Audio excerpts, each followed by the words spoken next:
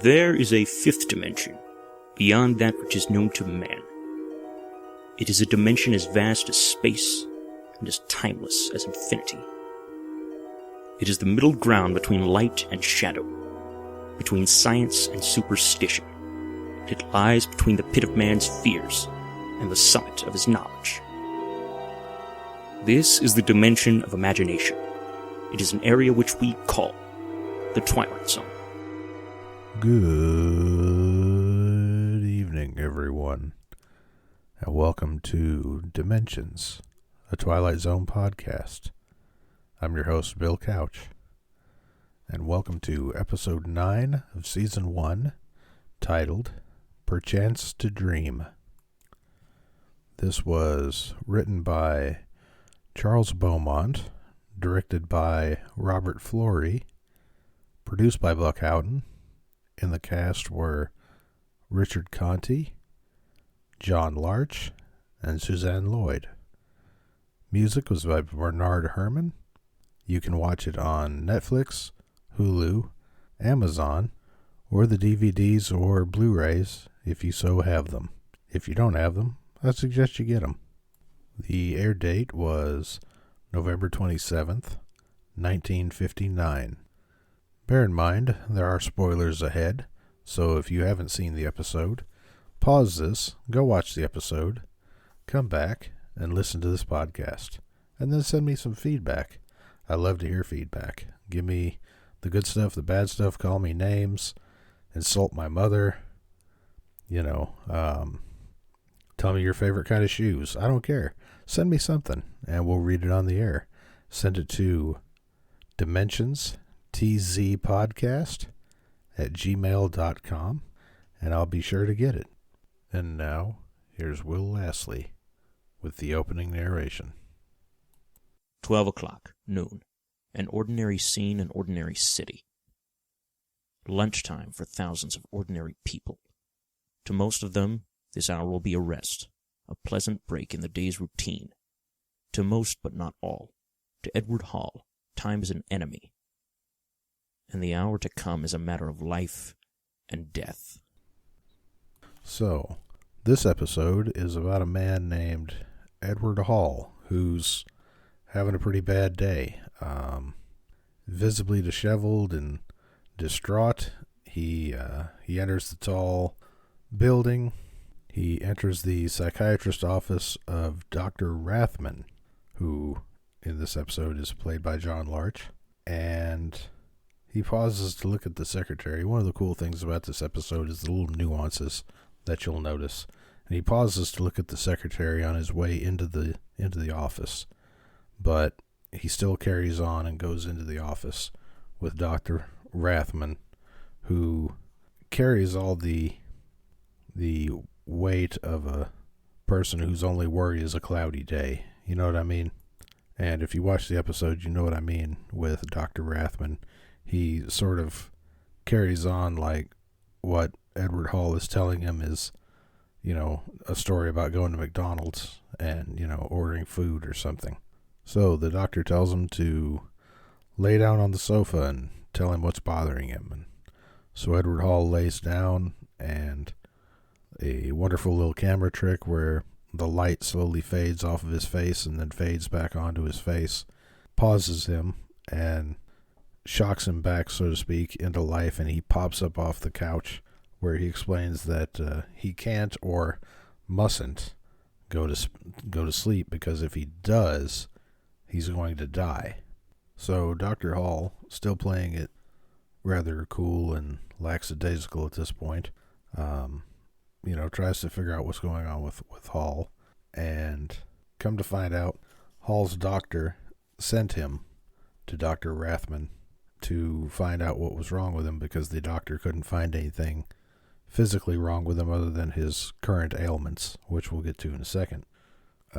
It's at this point that Hall goes over to the window and opens it up and looks out and sees that he's on the 14th floor, and he says, well, that's quite a drop, and Dr. Rathman, of course, steers him away from the window and says, well, let me turn up the air conditioner, if you're feeling a little warm, So Through the next little exchange with the doctor, we find out that Edward Hall is a 35-year-old draftsman with a heart condition.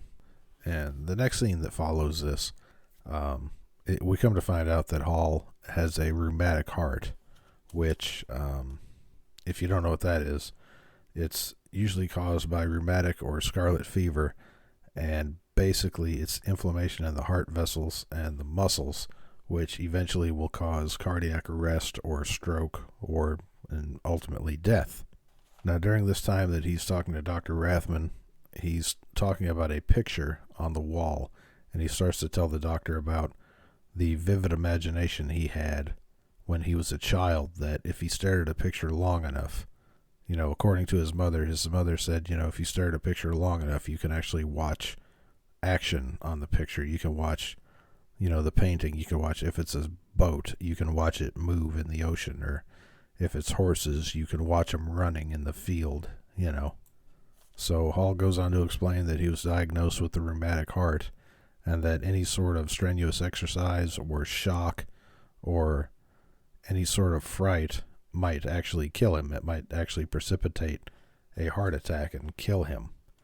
And so he has to, and has had to, since he was 15, avoid any sort of strenuous exercise or frights or surprises, so to speak.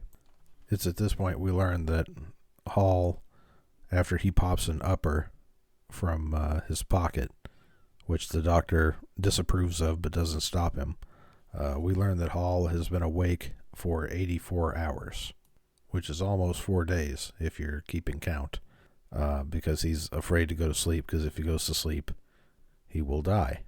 He says that he dreams in episodes, he tells the doctor, like the old, what they used to call serials back in the day, of the movies that would come out there, basically like we have today with sequels, but they would be the continuation of the previous part. And he explains that he dreams that way. When he goes to sleep at night, he has a dream. When he wakes up and goes to sleep the next night, he'll start the same dream back where he left off from the previous night. He then goes on to explain that, with a normal person with a rheumatic heart wouldn't be a bad thing, but for the fact that he has such a vivid imagination causes his mind to run wild, and therefore causes undue anxiety and stress, which could ultimately kill him.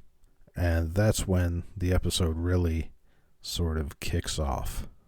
He explains to the doctor that every night he has to drive Laurel Canyon on his way home, and that he read in the paper where a woman was attacked by a man that was waiting in her back seat when she was on her drive home. He had been waiting in her back seat, and he had attacked her and killed her. And so he starts to explain how, that affects his life now, because he can't stop thinking that maybe there's a person in the back seat of his car when he's on his way home at night from the office driving through Laurel Canyon. And one night he actually saw a face in the rearview mirror, which caused him to lose control of his car and crash. The doctor said that he survived, but barely. That if another shock like that, Hall told Dr. Rathman that his doctor told him that one more shock like that could kill him. He then goes on to explain the reason that he's been up for 84 hours, and it's due to a dream he had where he was at a carnival, and he was walking around, and there were rides and games and everything else, when he comes upon a carnival barker, one of the people that would stand out in the midway and, hurry, hurry, hurry, see the, bearded woman and all this other stuff. You've seen him at carnivals and fairs and whatnot. So this barker he runs across points him to the what is basically a burlesque tent, where he explains, you come inside, you want them, we got them. You want fat ones, we got them. You want thin ones, we got them. Blondes, brunettes, redheads, orientals, he says the whole thing, we got them. And he had a dancer out in front with him to sort of give them, a sneak preview of what you'd see if you went inside the tent and paid your admission, where he comes across the dancer, who is named Maya the Cat Girl. So after she does a little dance and they start pulling people inside to the burlesque tent. Maya comes over and starts to talk to Hall, and he actually explains to her in the dream, you realize I'm at home asleep and you're part of my dream. And she said, yeah, I know that, but come with me. And she leads him to the fun house, which, they do some above head of the actor shots and some, sort of sideways and Dutch shots where it looks all disorienting and unnerving, and the dream ends. So Hall explains to Rathman that he wakes up the next night, he goes to dream again, and the dream picks up right where the previous one left off. He and Maya are leaving the fun house, except in the second night dream, and you'll notice this with the acting, Maya, the cat girl, seems a lot more sort of sinister and dark. It's at this point in the dream that Maya coaxes him onto a roller coaster, and they start riding, and she starts laughing maniacally, and then she turns to him and she tries to convince him to jump off the roller coaster, which of course he knows if he jumps, he will fall to his death in the dream, and then he will die of a heart attack, in real life. And it's at this point where the second dream ends, and we're back in the psychiatrist's office with Hall and Dr. Rathman, where Hall explains that, if he goes back to sleep, he jumps, he has a heart attack, he dies, but if he stays awake, the stress and the strain from being awake for that long will kill him anyway. So he says one of the best lines to me in Twilight Zone history. He says, heads you win, tails I lose, which of course is made even better by Conti's performance of the character of Edward Hall. So at this point, Hall says he wants to go get some fresh air, so he starts to head out of the office. When he does, he takes another good look at the receptionist, and his face reveals all, and he says, Maya, and he runs back into the doctor's office in a fright and jumps out the window, falling 14 stories to his death. We then get a shot of Dr. Rathman where he stands up and he calls in his receptionist and tells her that Hall is dead. And he checks the body, which is laying down on the sofa, and the receptionist says, well, I don't understand it. He just came in here. And Rathman said, yeah, I told him to lie down. He laid down, went directly to sleep, let out a scream, and died. So that all he did that was talking to the doctor was nothing more than the final dream that Edward Hall had, of a dream basically within a dream, and he died either way. And now, here's Will Lastly with the closing narration. They say a dream takes only a second or so, and yet in that second a man can live a lifetime. He can suffer and die, and who's to say which is the greater reality, the one we know or the one in dreams, between heaven, the sky, the earth, in the Twilight Zone. Thank you, Will Lastly, for the opening and closing as always. So, let's get into the meat and potatoes of this episode. So, this episode was directed by Robert Florey, who was born in 1900 and died in 1979. He directed 115 projects over the years, mostly episodes of TV shows, including episodes of The Untouchables, Alfred Hitchcock Presents, The Dick Powell Theater, and The Outer Limits. He also directed 3 episodes of The Twilight Zone. This one, The Fever, and The Long Morrow. It is reported that during this episode, he really, was driving toward perfection, that he was obsessed with the way the episode had to be shot, the way it had to be lit, and everything, and he made it as near as perfection in Charles Beaumont's, the writer's, eyes as possibly could have been done. And we will see more of Florey's work when the other 2 episodes come along. Edward Hall was played by Richard Conte, who was born in 1910 and died in 1975. He has 95 credits to his IMDb. He started his career with 1939's Heaven with a Barbed Wire Fence and ended his career with Return of the Exorcist in 1975.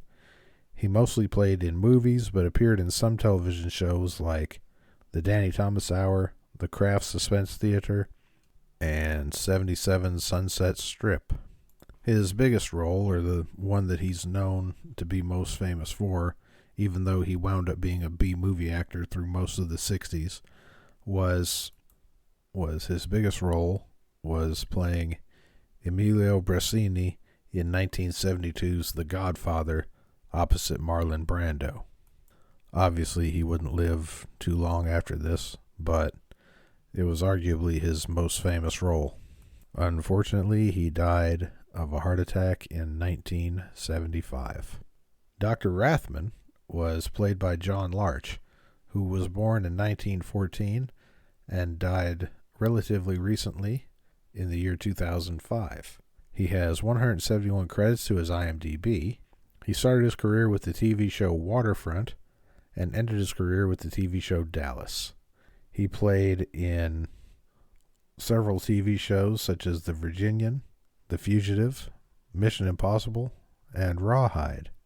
He was also in Clint Eastwood movies titled Play Misty for Me and Dirty Harry, as well as Father Nuncio in the Amityville Horror. He also appeared in 3 episodes of The Twilight Zone. This one, Dust, and It's a Good Life, opposite Cloris Leachman, who just recently passed away. I was sorry to hear about her death. She was a monumental talent and will be missed. But we will talk more about her later when the show It's a Good Life comes up. And Larch died in 2005, and most notably, other than that, before he got into acting, he was a professional baseball player. So there's a little something interesting.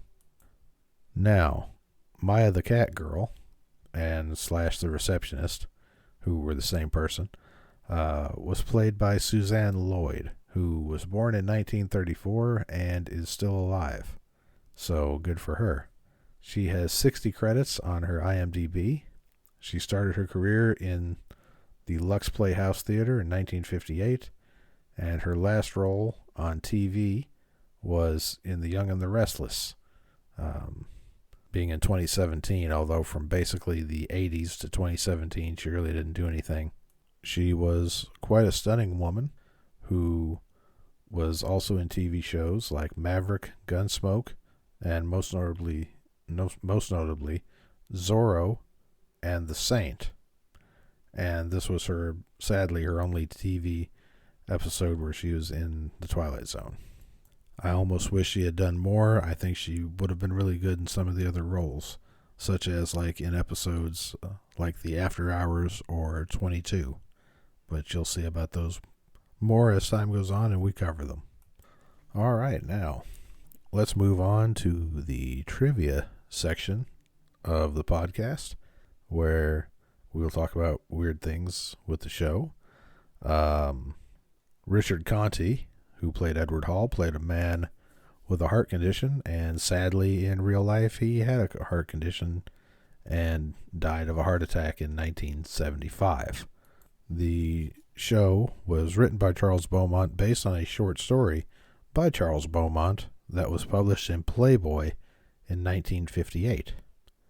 It is said to be one of the stories that inspired the movie series Nightmare on Elm Street. The whole not being able to go to sleep for fear of dying thing was a strong inspiration for the films.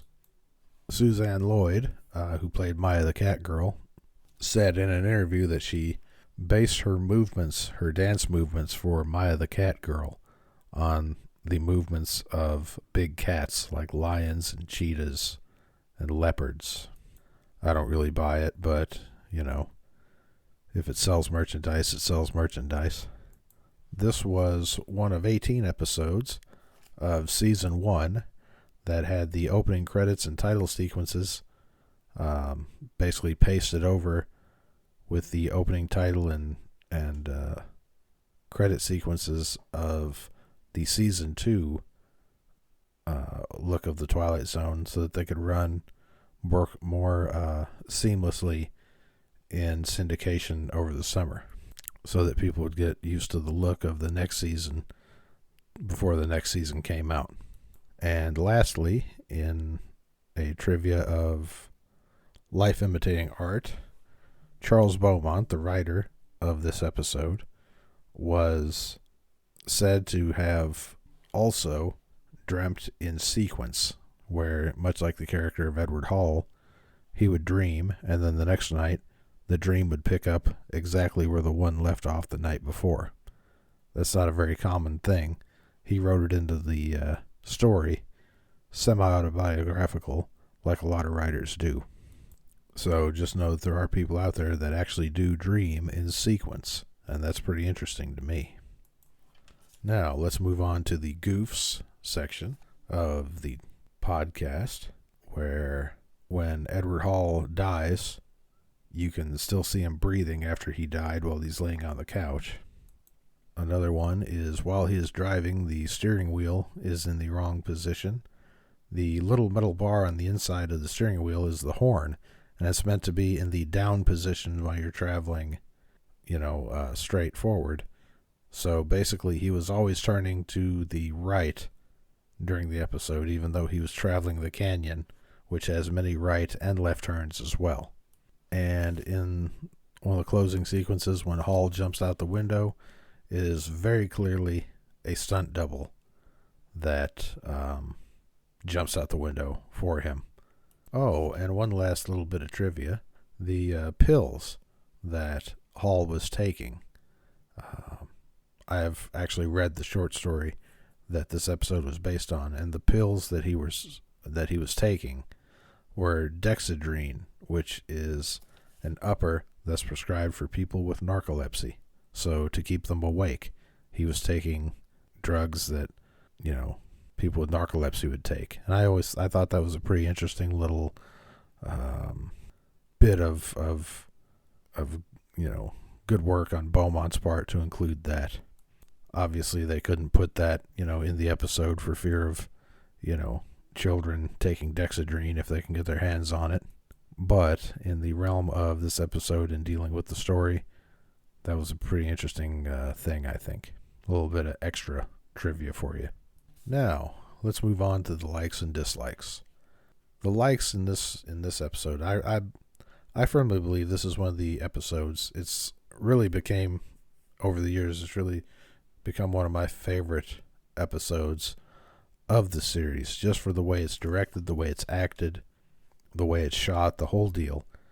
And the whole thing, it revolves around. It's not like a normal serling Twilight Zone where things go along and then all of a sudden there's a twist ending and you never saw it coming and all that. I legitimately, when I first saw this, sometimes you can pick them out, sometimes you can't. And the first time I saw this, I literally couldn't pick out what was going to happen. And it really, really, to me, is one of the better episodes of the series. It's a top 5. It's not a top 5. But it's definitely in the top 15, for me anyway. So, with the likes, I think Robert Florey did a phenomenal job of directing this episode. I couldn't see a person, especially at that time, do quite as good as he did. It was kind of like lightning in a bottle. He did really well with it, I thought. And he did good with the other ones, but I think this one, he really, really shined with his directing skills. Another thing I really liked about this episode was the acting, most notably Richard Conte. He played disheveled and distraught and scared and anxious and angry and nervous and everything to a T. And he even sweat on top of that to make it look even more real. Of course, I think we've discussed this before. I think pretty much everyone sweat constantly back then because that's all you see on TV shows and movies, is that people always had a nice sheen of sweat on them. But in Edward Hall's case, it's definitely earned, I think, at that point. John Larch did really well as a doctor who doesn't really care whether his patient lives or dies, and was somewhat lackadaisical and sarcastic throughout the episode. But he played it well, and he played it almost for laughs, but not meaning for laughs, and I think he did it quite well. I think it's a very understated performance. And, the story in and of itself was another thing that I really liked about it. Suzanne Lloyd was wonderful. I wish she would have been in more stuff. But somebody else could have done that role just as well. Not saying they couldn't for Conti, but I think it would have been a tough, bill to fit. You know what I mean? But the story itself, I think the story itself was a great story. The way that it was handled by Flory and the actors was phenomenal, and I loved it. And that's one of the reasons why I really like this episode. Now, my dislikes. I don't really have much. I wish they would have developed the character of Dr. Rathman a little more, just to see, like maybe give him a backstory as to what kind of day he was having before Hall came in. I think that would have been interesting. And, of course, as always, I would have loved to have seen it been an hour-long episode and sort of filled in a little more with more of the dream, maybe, or more of Hall's existence before, the day he walks into the doctor's office. Now, onto the moral or philosophy of the episode. This one, I think, in a way, revolves around the power of suggestion. I think that Beaumont, and through Serling and all of that, since Beaumont wrote it, but Serling sort of adapted it, and Flory definitely put the finishing touches on it. I think it's mostly teaching us about the power of suggestion, and how the power of suggestion can either be a really good thing in the fact of developing like a child's imagination, like Hall when he was a child, or it can be a really bad thing because it can cause anxiety and stress, anger, depression, and the whole works, up to and including possibly death. Because I think maybe Hall wouldn't have, actually died had he not been under that severe amount of strain thinking he was going to die due to the power of suggestion given to him by his mother and his doctor. So I think this episode ultimately boils down to the power of suggestion and how it can be either be a really good thing or an extremely dangerous thing. Much like anything, it's in how we handle it. All right, and finally, the last segment of the podcast. If Hollywood were to call me and say, Bill, because Hollywood's a person, and they want my opinion, they say, Bill, we're going to make this episode again. Who would you cast as the characters in this episode? And to my mind, and certainly email me and tell me what you think. Tell me your suggestions. I'd love to hear from you. But in my mind, I would cast John Krasinski as Edward Hall. For Dr. Rathman, since it was kind of a small part, and I like putting big actors in small parts, I'd put Bill Murray in that role. Due to the somewhat sarcastic nature and somewhat lackadaisical attitude, which Bill Murray has built an entire career upon, I think it would be pretty much a perfect fit. And for Maya the Cat Girl, I would either go with Michelle Williams, who definitely has the acting ability, or Megan Fox, oddly enough, who has somewhat of an acting ability, but definitely she has the sex appeal / sensuality to pull off the character of Maya the Cat Girl. So that's my picks for who I would think should be in the cast if they were to remake it today. Email me. Tell me yours. I'd love to hear from you. Now, the next episode we will cover will be episode 10, Judgment Night, which is the story of a guy who takes a cruise over and over and over and over and over again. tune in, won't you? Well, the clock on the wall is telling me that it's time to go. So, please, if you would, tell your friends, tell your neighbors, tell people you hate, people you love. Email the president. Tell him about this show. And tell him to give me feedback. I always like hearing from you guys. So, if you would, send that feedback to DimensionsTZPodcast at gmail.com. And we'll see you next time. Bye, everybody.